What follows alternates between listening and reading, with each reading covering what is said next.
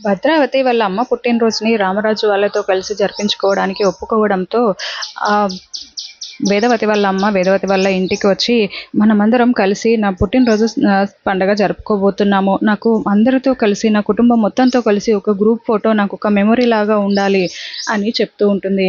ఇంకా దాంతో వేదవతి చాలా సంతోషపడుతూ ఉంటుంది.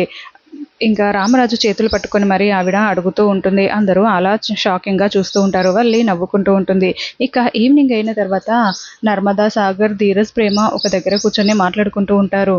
ఇంకా ఇంత సడన్‌గా వీళ్ళు ఇలా మారిపోవడానికి కారణం ఏంటి అని నర్మద అడుగుతూ ఉంటుంది. అంటే ఏంటక్కా, మా వాళ్ళు ఎప్పుడు పగలు ప్రతీకారాలు అంటూ అలానే ఉంటారా? మనుషుల మధ్యలో పగలు పోయి ప్రేమలు వచ్చే అవకాశమే లేదా? మా వాళ్ళు మారి ఉంటారు. అందరం కలిసి ఉండాలంటానము అంటే అది సంతోషమే కదక్కా అని ప్రేమ అంటూ ఉంటుంది.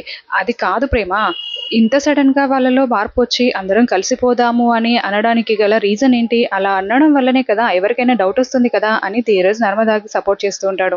దాంతో ప్రేమ, మీరు మారర్రా, మీరు మారరు. మా వాళ్ళ ప్రేమలు, ఆప్యాయతలు మీకు అర్థం కావు అని అలిగి అక్కడి నుంచి వెళ్ళిపోతూ ఉంటుంది. ఏ ప్రేమ ప్రేమ అని పిలుస్తున్నా కూడా ప్రేమ వినిపించుకోకుండా అక్కడి నుంచి వెళ్ళిపోతుంది. ఇప్పుడు వల్లి కుట్రని నర్మద మళ్ళీ బయట పెడుతుందా? ఏం జరుగుతుంది? వచ్చే ఎపిసోడ్‌లలో తెలుసుకుందాం.